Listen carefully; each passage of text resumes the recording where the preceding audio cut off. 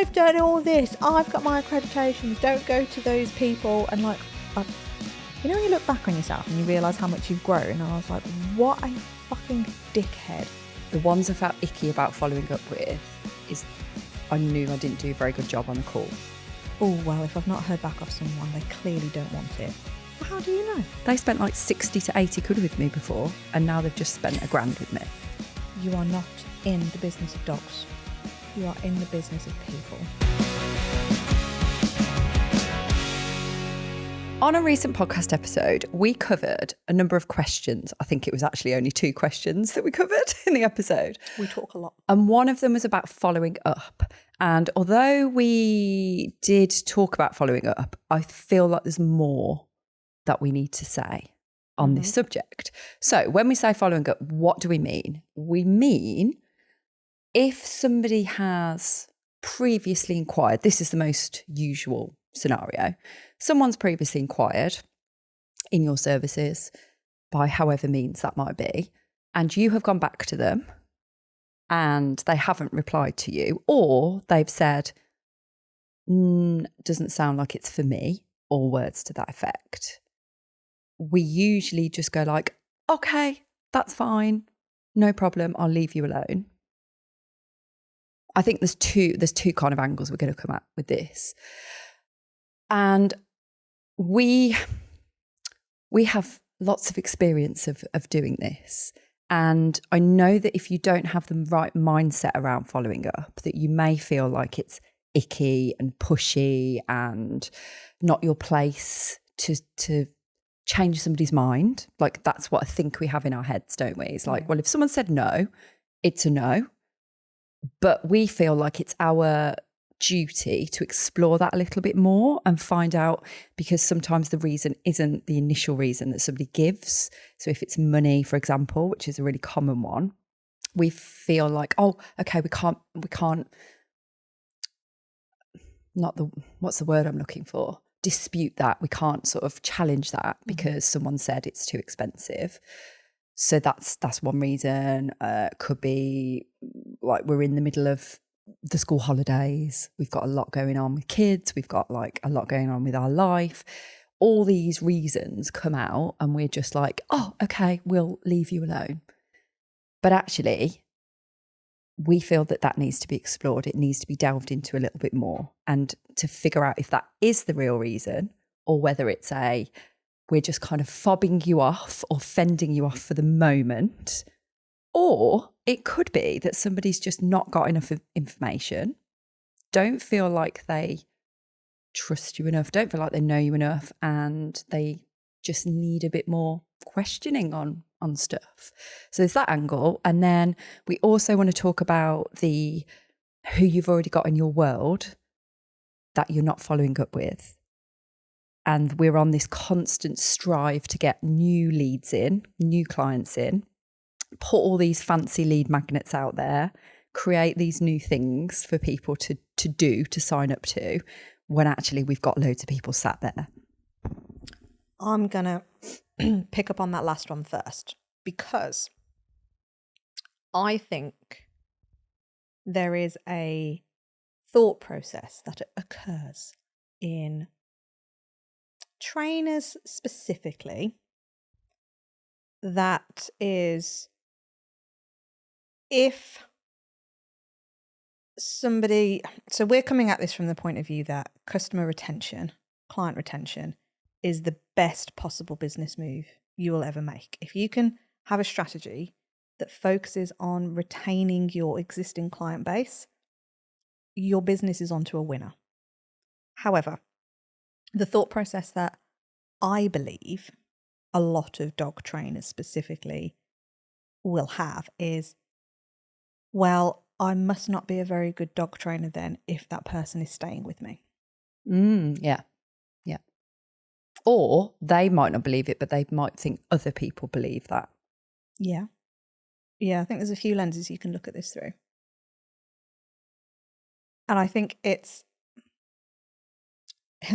worth, for those of you listening, it's worth exploring in your brain where that path takes you when you start thinking about this. Like, do you immediately think, well, why would somebody want to stay? Like, why would I want to keep someone though? Because surely if I'm any good at my job, I'll have got the dog from, A to B or whatever it is.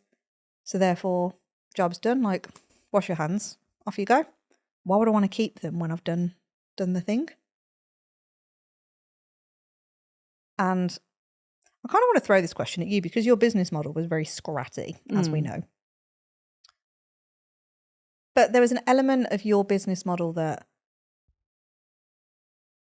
arguably, maybe without realizing it, you were trying to go through the process of some kind of retention because you were keeping the clients that you already had. Not in a very fluid way, but just passing them from one thing to another. It was just like, I'm just going to keep chucking them in different pots that I've now got a brewing. So from your perspective then, I mean, I hate this question because it's a yes or no question, but did you even consider that that's what you were doing? Like you were purposefully retaining people? Yeah. And do you know why I kept passing them from pot to pot? Because I thought they'd get bored of doing the same thing. I thought they needed more variety. I thought they needed more. I thought they would need to be kept interested. So I needed to keep changing up what they did. It never occurred to me to just keep doing the same thing because I'd go like, well, who'd want to keep just doing the same thing? But now when I look back, I'm like, they needed to keep doing the same thing because it doesn't give them long enough to get to grips with it all and they're gone. And I just have to hope they sign up for the next thing. And to be honest, I don't think I did a very good job of following back up with people and getting them to come back to the things. I just would put a post out on, actually more emails actually. I used my mailing list more and I'd put that out and go like, here's the thing. And I think I got a bit of reinforcement from it because I usually got enough people to sign up to make it viable, just. So I kept doing it because I'd kind of pretty much fill what I put out just because of the volume of people. Because I put so many puppy classes on, it was like that funnel effect. I was like, so many of those on and then less of the follow-ons on and less of the adolescents on. And I just had a pick of people really to go like, well, I've got enough of you to just put on like one class as opposed to like 4 puppy classes, for example. And so I kind of was doing it in a really half-assed way, didn't really put much into it. And it never really, again, occurred to me to go, those are the people I need to prioritise. Those are the people I need to keep talking to whilst they're on their first service so that I can then seed that I've got other things that they can move on to. What I would do typically is wait till the last class and then do a little sales pitch at the end and go like, I've got this thing, and then email everybody and hope they would sign up for it, and that's it. But invariably they'd walked away from the thing they'd signed up for, done an okay job, I suppose, of attending those classes and doing a little bit of work, thinking that's enough because I'm the one that's putting out that is enough. If you want that, you have that. That's fine. Just 6 weeks is going to be enough, when actually, of course, it isn't. Yeah, this is that fundamental issue, really, isn't it? Of the business models are just not fit for purpose. They're not fit for purpose. No, and I did it for so long and didn't realise it wasn't. I did, but I didn't. I've talked about this before, I know. But yeah, that retention bit was like, if I'd have realised the importance of like that nurturing and, you know, I want you for the long term because I know you need it and I've got all these other things to offer. So regardless if it was one service continually or it was several different ones, had I realised that actually I need to put a bit of work in there to set expectation of this isn't it. Like it's not just this thing. There's other elements that you need to work on as well. And this will help with that and that will help with the other. But I just didn't know. Didn't occur to me. And it's really interesting to me because I don't know, I feel like I was always trying to think of things that would work for people and always trying to, you know, almost think outside the box a little bit for myself. But it's just a fundamental thing that I just didn't do. Yeah, it's so indoctrinated though into you. Yeah, Like, you to all kind of of go us. in. I think again though, because I really, and this comes back to niching and what I should have done, what I should have stayed with, really, it's that puppy bit.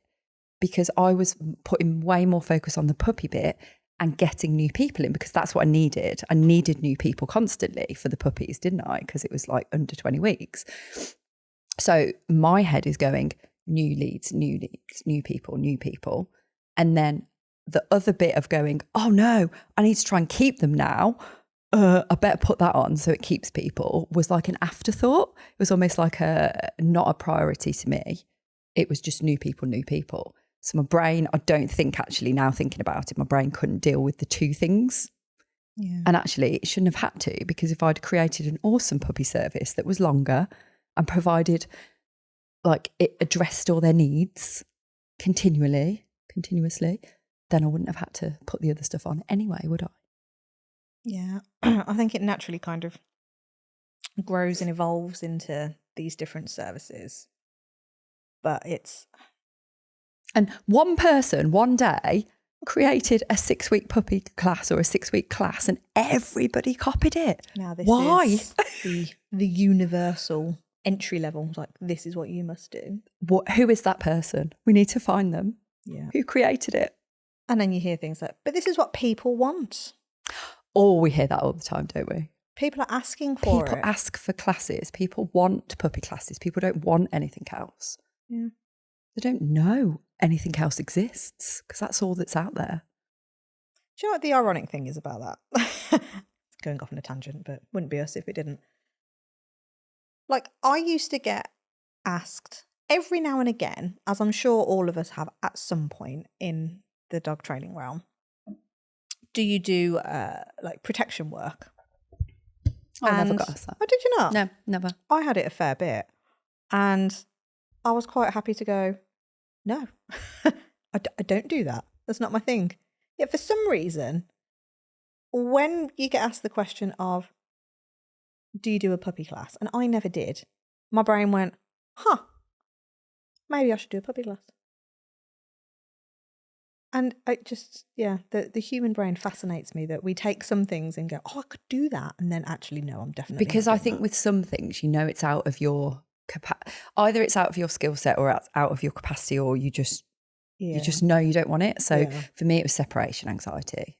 I never took separation anxiety. It didn't float my boat. No. To me, it's like this. Oh, no, it just, well done to those of you out there who are doing honestly, like, fair play, but it's not for me. I feel like Duncan Bannatyne. I'm out. No, it's not for me. Sorry. Out of all the dragons, you chose him. Yeah. Okay. I'm oot. Oot. God. Just because I was like, no, never ever going to create a service for that or do it, because I don't enjoy it. No. But yeah, for some reason, the collective we put things on because we think this is what, and again, you can like transfer this to all businesses, I reckon, and definitely all ones within the dog realm.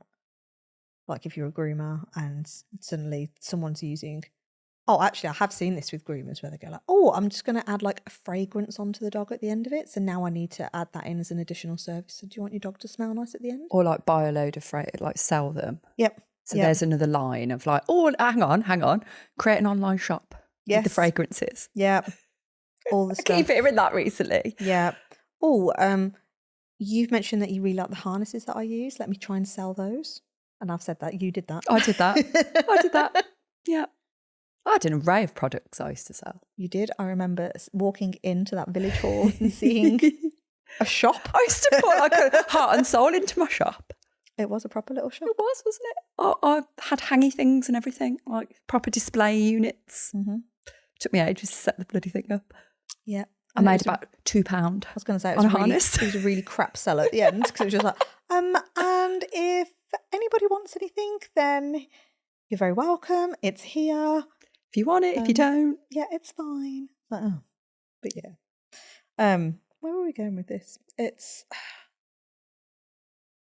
I just find it really fascinating that our brains go, let's just do what we think needs to be done instead of actually really thinking about the person again.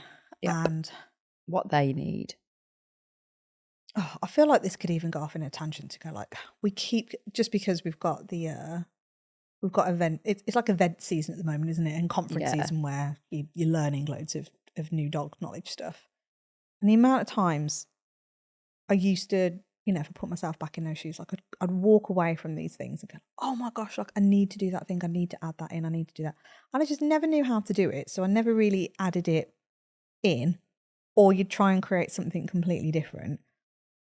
But again, like we're coming at it from the angle of the human, let's face it, in a majority of scenarios, isn't interested, doesn't know anything about it, so there needs to be an education piece, but without making them wrong.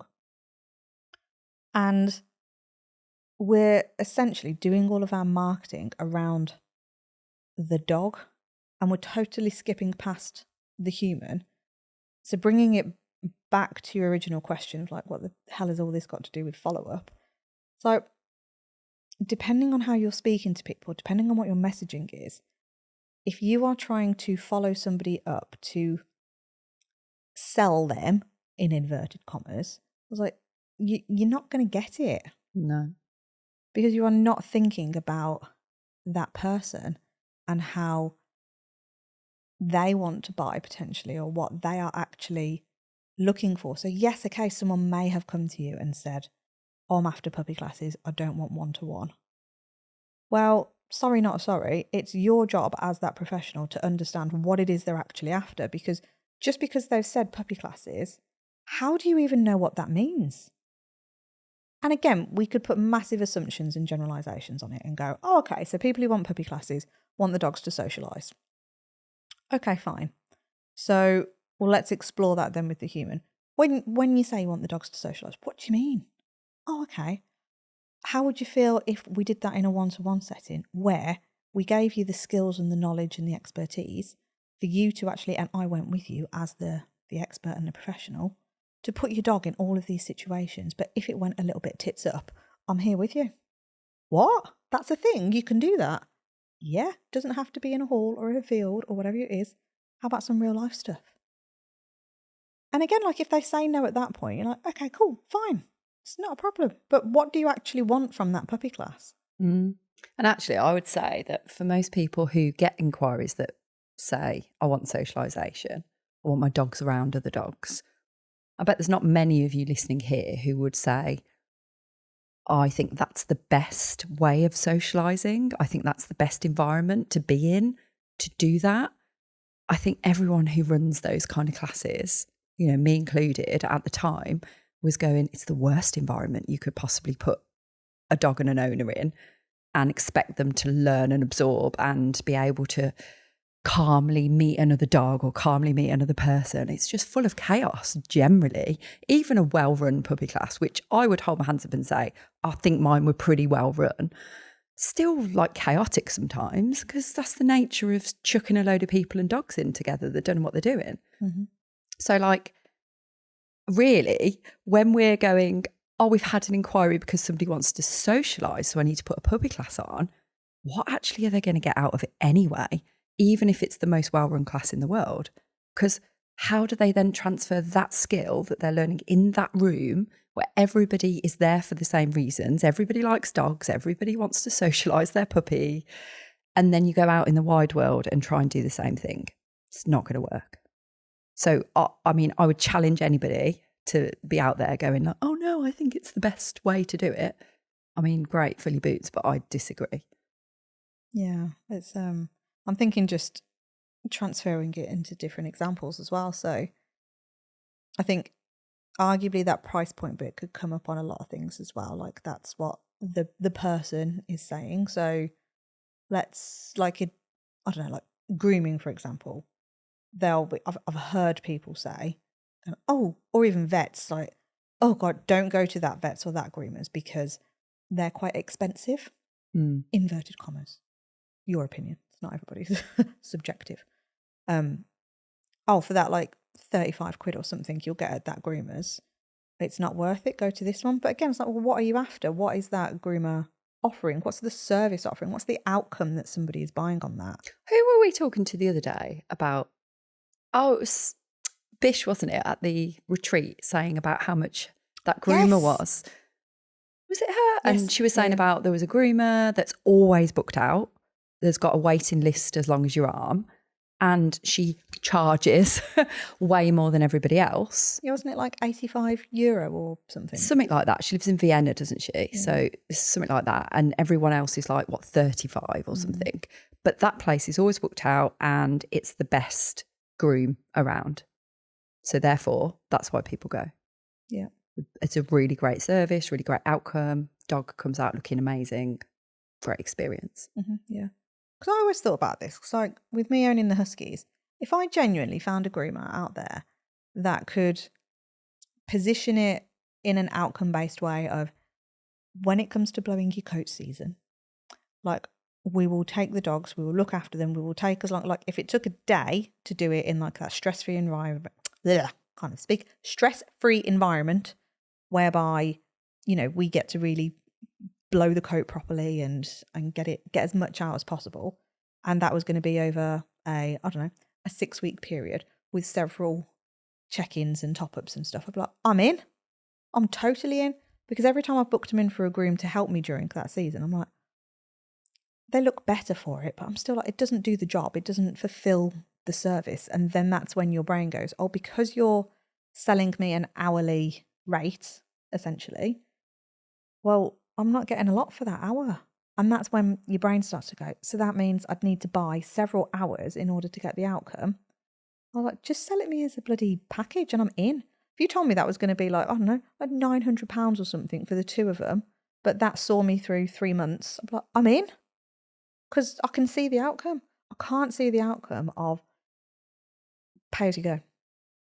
But also, groomers are a great example of client retention because a good groomer people will stay with for a long, long time, like other services, obviously vets and things like that. But it's one of those things where you go, well, that should be like absolutely packaged up in such a way whereby people are incentivized to stay with you and they have an ongoing, I don't want to say contract, but you know, like there's a real good value piece around why they should stay. So if we're talking that client retention bit again, following up, like there's a perfect example. Yeah. This is where it comes back again to, you are not in the business of dogs.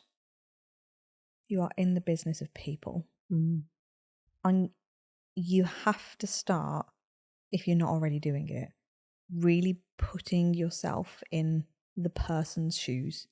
What are they experiencing? What do they want support with? What outcomes are they looking for? Because this will all help you with that follow-up bit and that whole customer journey in how many times do you reach out to somebody? Because again, it's like it's ingrained in us, like hardwired to go, oh, well, if I've not heard back off someone, they clearly don't want it. Well, how do you know? Yeah. And actually, our perfect example is us recently where we were trying to get more clients in, trying to get more leads in, sorry. And we'd got a whole load of people sat there that are already on our database that we hadn't reached out to or we hadn't reached out to for a while. So we started reaching out and one of those people was literally like, oh my gosh, I'm so glad you've called me. I really need some help. I'm in, and bought something from us that day. And that's happened actually subsequently as well. But there are people sat there right now that don't know what it is that you really do because you're not really explaining it or you haven't put it out there enough. Like we're scared to put ourselves out and all that kind of stuff. So they've got no clue that what you've got could absolutely change their life and change their dog's life. And yeah, we're scared that because someone said no once, that they're going to say no again. And again, in our experience, there are people who've gone, I'm so glad you've reached out.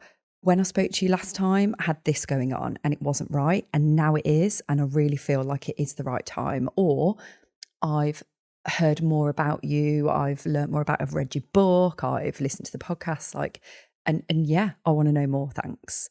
So it's it's your duty, it's your, like, in service of somebody, if you do that follow-up, if you do it in the right way, if you do it in a way whereby you're not telling somebody. And I think, again, that's what we fall into as dog trainers, is telling somebody, we've got this new thing, it's going to be perfect for you. How do you know? Are you asking them the right questions to figure out if it's the right thing? Because that's where I would start, make sure those questions are good. And then you can talk about the thing you've got. But you can't assume that somebody wants it. And the more that you push something on people, they're probably going to back into a corner and go like, actually, I feel pressured here. Yeah, that's a bad follow-up. Probably about it. yeah, that's a bad follow-up. That is pushy. That is like icky. Yeah. Nobody wants that.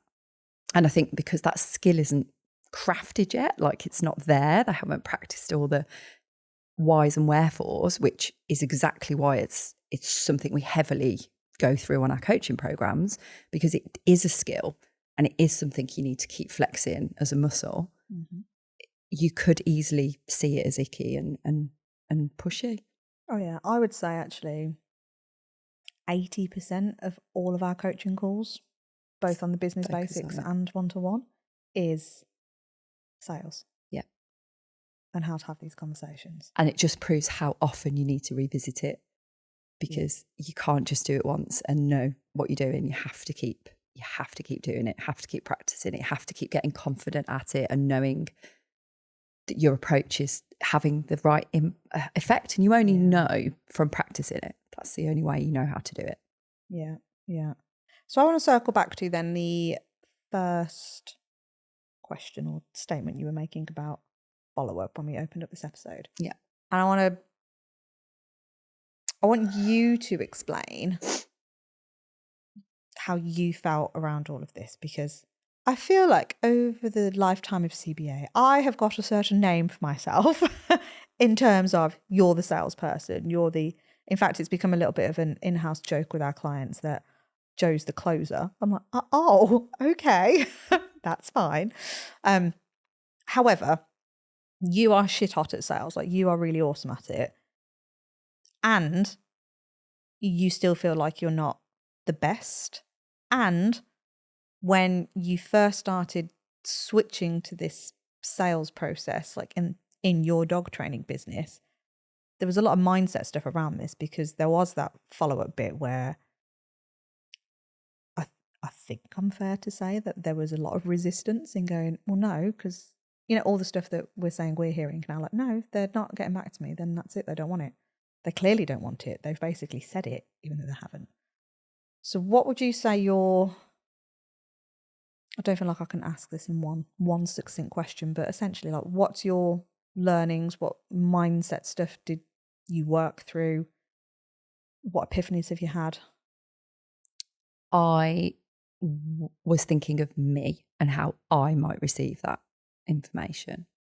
And I was impressing those opinions that I'd heard about money from my parents, from people around me.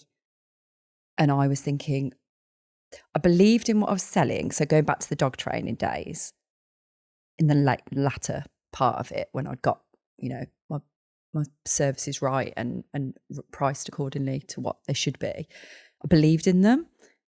But there was still that feeling of like, nobody else around me is selling anything that high ticket.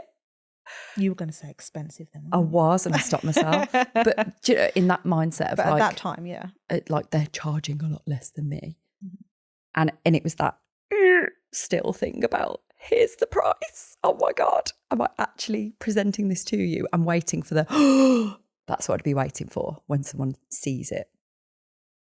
And I think that was part of it. I wasn't putting myself in the position of the owner, of the human. I wasn't thinking about probably outcome stuff enough. And I will say that when I'd got better at it, because I had to, because you can't sell something that costs $997 to somebody that you don't believe is going to give them the outcome. Like, that's just fraud. That's just like, it's not something that anybody should do. It's lack of integrity. But I believed in it. But I was just like, it's still like a lot to expect somebody to envision and see that they can possibly have a dog that's very different at the end of it. And it wasn't until we formed CBA and we were selling our services in CBA that I actually started to fully understand that, because you know that thing where people say, can I have a one-off taster session? So you've got a program or a package and someone says, can we just do like a one-off session? And you're very tempted a lot of the time just to go, oh, okay, like I'll do that because I might lose this sale otherwise. And I think that I never did it in the dog training when I created the program, but there's that, oh God, I have to stay really strong with it to actually stop myself. In CBA, I was like, absolutely not. Like there is no way I would do that because I 100%, 1000% know that someone's not going to get out of it what they expect to, or they're probably never going to come back if they have a one-off session. It's not going to do the job. And so like, I was like, I get that now. I 1000% get that now. And it was then that I started to fully kind of put myself in the position of the person at the other end and go like, for us to truly change your journey and your path and your mindset, it needs to be this length of time and it needs to be us alongside you. And we got to be not at you, but you know, we've got to be there and catching you when you try and fall and all that sort of stuff. So I think if I'd stayed in that dog training business for longer, I'd have wanted to work on that more, because I think I could have completely like, again, 10x that business if I'd been able to have that mindset back then. And actually, I think I did a decent, okay job of doing it because I consistently brought people in. Oh, yeah. But can you imagine like what if I knew now, then what I know now? And I don't even feel like I know. I feel like I need more support with it now. So yeah, I don't think it's a journey that ever ends. No. Getting that follow-up sales process right and fully putting yourself in the position of that owner, not even putting yourself in the position, because it's not about you. It's about understanding where they are, what they need, what they don't need, and almost like helping them see without persuasion, without telling them that they need the thing that you've got, by asking the right questions. Yeah. And that just is such a skill. Yeah. It's same with anything though, isn't it? I think sometimes we are really, what's the word? I'm going to say selfish. It's not the word I was thinking of, but we are quite selfish and a bit egotistical to then go, oh, I've learnt this thing. I've got a result. Fucking brilliant at it now. Like, awesome. Mm-hmm. It's like, no, you've got to keep practicing it. You've got to keep finessing it. You've got to keep having these conversations. You've got to do all this stuff to keep growing and evolving and just practicing it. And I think it's being aware again, something we bang on about all the time. Think about who you are surrounding yourself with, like on a daily basis. It's really difficult to just cherry pick the people you want to be around that are going to motivate you, drive you, give you all of the golden nuggets, because life isn't, it's not that way.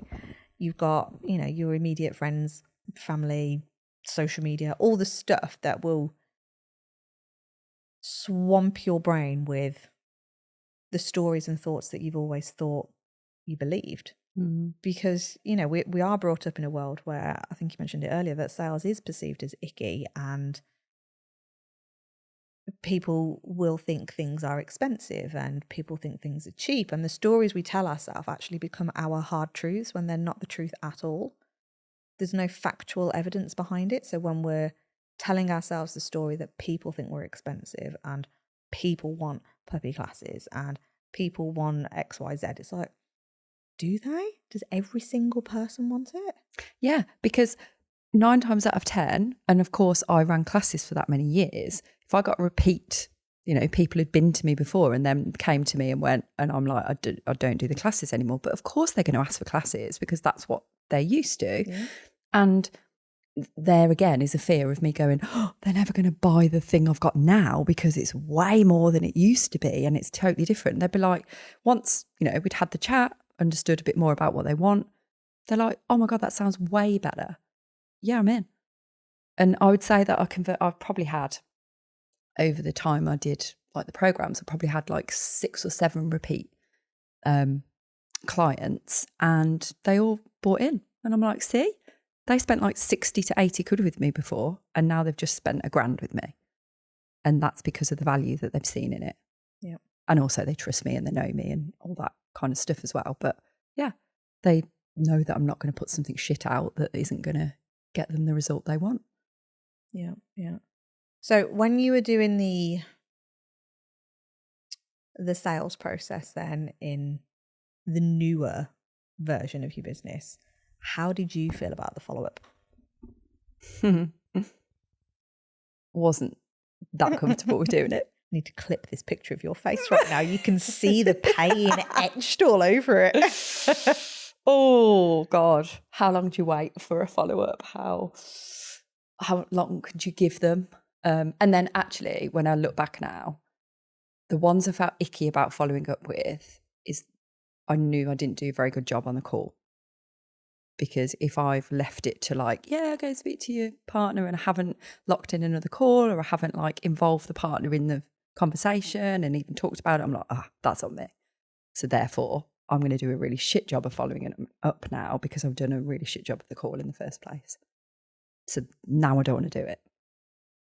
Good awareness. But I didn't know how to rectify it at that time. Like my skills weren't good enough then to kind of pull it back and try and get them back having a conversation with me. I don't feel like I was that good at doing that then.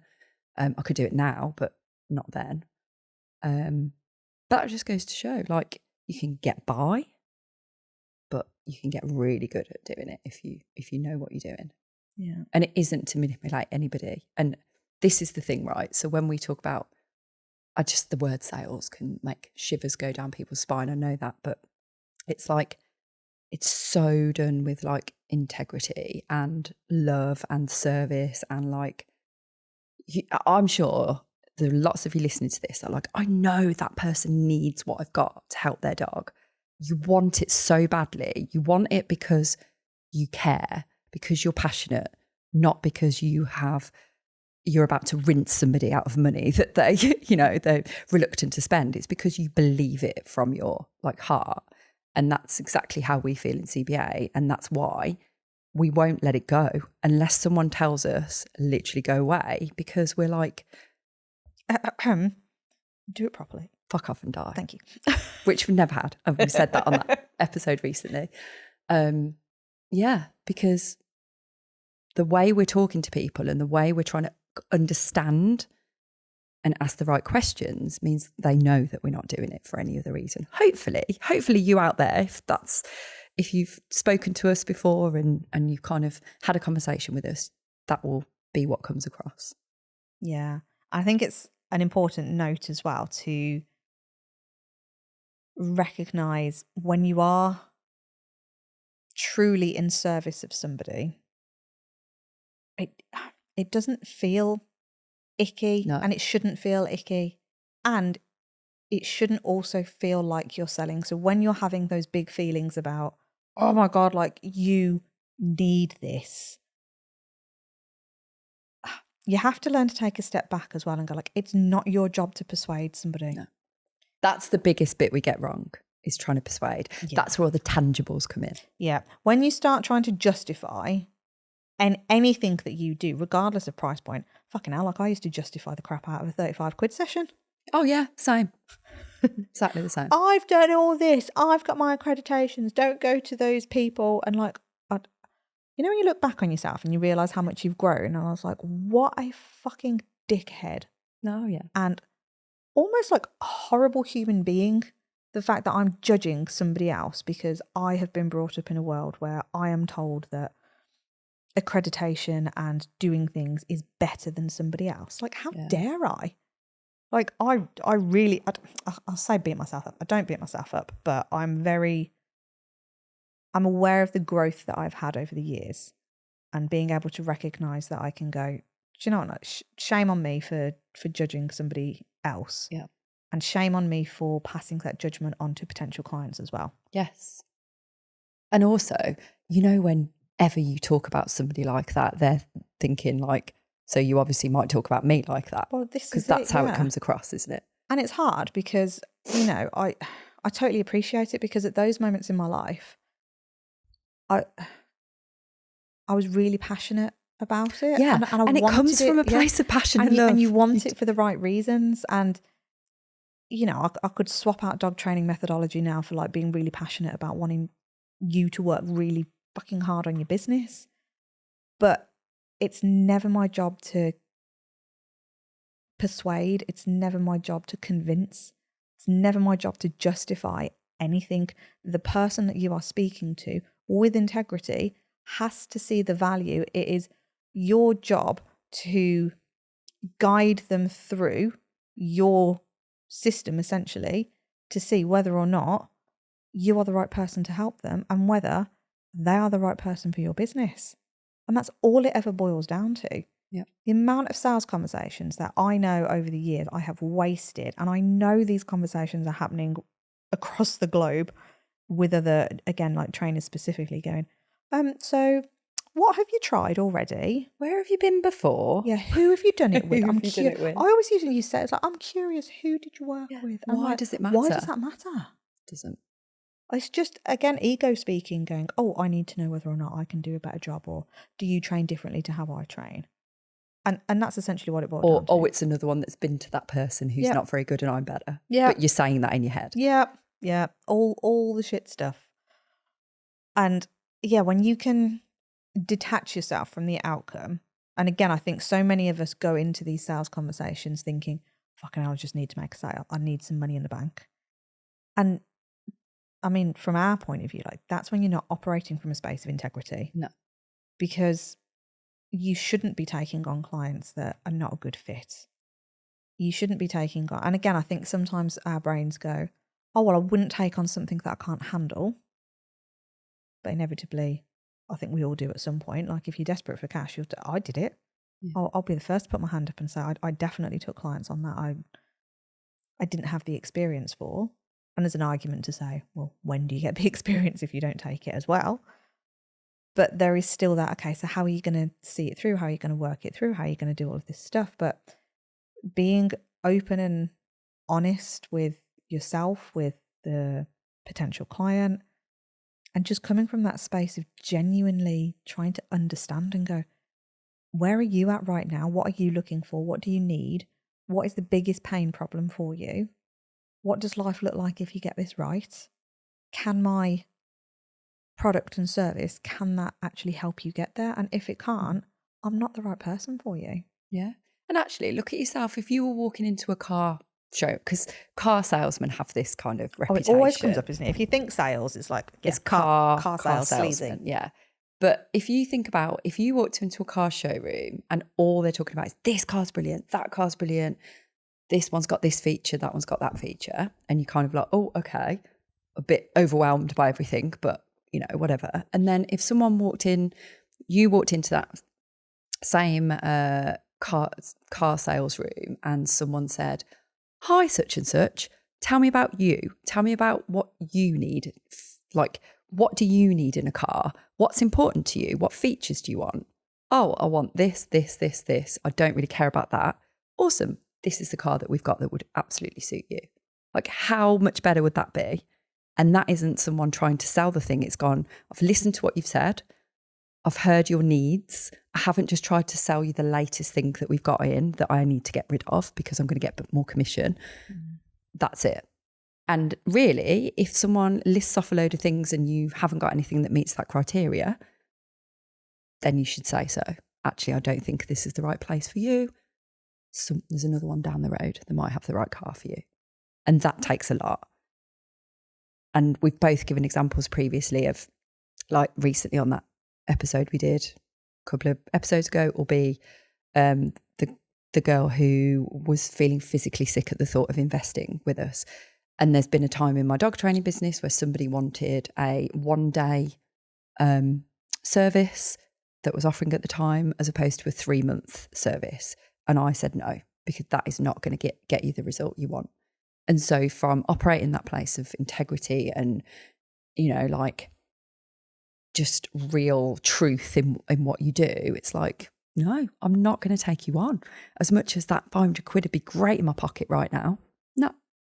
And I'm good with it because I know that you will be disappointed, and I'm putting myself in your position here and going, I wouldn't be happy with that if it was me. And again, try not to spin it into me, but I knew that dog needed more and I knew that owner needed more. And I was like, no, not willing to do that. Yeah. That's hard. It's a hard place to, but so you feel so from it, but then you feel really good about it as well. You're like, no, that was the right thing. Yeah. 'cause I let's am a face good it, human. How many times have we all taken work on that we shouldn't have because we were in that get energy and we just needed to get the cash? But there's an example, right? If we take the lady that wanted the 1 day versus the 3 months, what would have been really nice for me, which maybe I did it, maybe I don't, can't remember. It's a while ago now. No, it's not the right thing. And she was like, do you know, I really appreciate that. Thank you. That's how it was left. There's no reason to say, if we're talking follow-up, in a couple of months' time, I could have checked back in with her and gone, and again, not just to get the work, to go like, genuinely, how's everything going? Because I know you did inquire and it wasn't, it wasn't the right time then. How's it, going now? What's working well? What isn't? All those things that we would ask and go like, she might turn around and say, actually, yeah, I am ready now. Like, I'll invest now. Yeah. So yeah, it's a good example of that follow-up. And I think this is where that follow-up, you have to be purposeful with it. yeah, So like, essentially,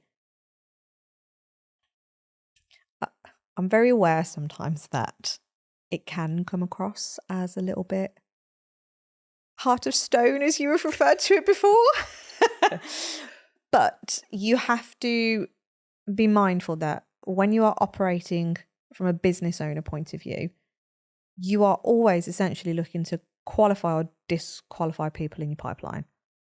And by that, I mean, everybody in your world, are they going to buy from you at some point or are they not? It's as simple as that. Yep. And we definitely overcomplicate it where we put a lot of heart and energy and soul into, and again, this is where that stone-like bit possibly comes across, but you can't operate a business by giving everything to everybody. It is not possible. So you could be on the phone for days on end speaking to people. I know because we've had people tell us that some of their discovery calls are lasting up to 90 minutes in some cases. I'm like, for what purpose? That, like, from a business perspective, that's 90 minutes of your time that could have been given to somebody else and you still didn't get any work off of it. Or even if you did get work off of it, was it worth it for 50 quid? Because you've already spent 90 minutes of it. And then you've got to travel to the appointment, presumably. Then do your thing. Then but get even your if 50 it's quid. on a phone call or it's online, like, still your time. It's like there's several hours involved to get that 50 quid. Like, it's not worth it. So, however, I appreciate it could be spinning away going like, oh yeah, but for that person, like, it's helped them, it's done this. I was like, and I get that. And this is where we go down the thought process of ensuring your business model is operating enough to pay the business running, to pay your bills, to allow you to eat, have a roof over your head, like, have your needs met so that you are operating from your best version of yourself to give as much out as possible. Because if the business is working smoothly and it's generating cash flow, you can do more to support people that maybe genuinely can't afford your services and genuinely can't, like, ever get involved. But then you create different products and services and you're able to do things like what we're doing now with this podcast. Like, it's a free podcast. We wouldn't be able to do this if the business wasn't generating cash, because who's going to pay for it? Like, it just doesn't happen. And I think we have to get ourselves into that headspace of, like, we are a business. When you work with dogs, you are still a business owner. You have to come from that place of service and integrity, and you have to look at people as people. You have to also look at people as going like, are you in or are you out? If you're in, brilliant. I will spend so much time serving you in the follow-up, not by giving you loads of help and support, but serving you in a way to go, I'm here. How does this service help you? If this service that I've got is going to support you, I will keep following you up until you say that actually, no, I'm out. I'm like, brilliant. I'll take you out of the system and I won't contact you again. That's fine. Like, if anything, brilliant, because you're out of my way. And I've heard people say this, and I know some of our clients have said this, that why can't people just tell you no if they're not interested in it? It's like, well, again, the harsh reality is do the reflective work. Like you've identified when you were doing some of those calls, okay, maybe the call didn't go so well. Maybe you didn't operate at your best version of yourself. Were you in get energy? What could you have done differently to have a different outcome? And then secondly, like, well, how many times have you followed up? I would say we followed up minimum in some cases, like 20 odd times with people. Mm-hmm. And when you look through the WhatsApp chats or the messengers in your, all of that, it's literally like, Joe. Oh, person came back. Yeah. Little back and forth chat, silence. Joe. And I could scroll like 5, 6 scroll worthies. And then suddenly they're on a call and then suddenly they're like, actually, yeah, I'm ready. Yep. And that's happened very recently. Yeah. So it's like, okay, looking at that, you go, fucking hell, Joe, like you've reached out about 20 times and they've just ignored you. Well, yeah, but they haven't told me to fuck off and die. So they're still in. Yeah. And it's a bit like looking at an email list and going like, well, they're opening the emails. They've never replied. They've never bought anything, but they're there watching and consuming and haven't unsubscribed. So that's it. Mm-hmm. Like they're still interested. Yeah. And it's like me, like how many emails do we get every day from clothes, you know, like companies and all these things. And I'm like, I don't want to unsubscribe because I'll forget about you. And when I do need the thing that you've got for me, I'll forget you exist. So I want to keep you there. You're a little bit annoying and I keep deleting the emails, but I know that one day I'll need you. And that might be exactly what people are doing. Oh, yeah. It's not quite right now, but I don't want to like eradicate you completely. And you never know when that's going to be that they're like, perfect. That's what I need. Or now is the right time. Yeah. I like it. I feel like we should wrap up here. Yeah, should we? How long have we been going? Don't know. Yeah, I feel like we should. On that note. Ryan's nodding. Yes. We must have missed the finger thing. Yeah.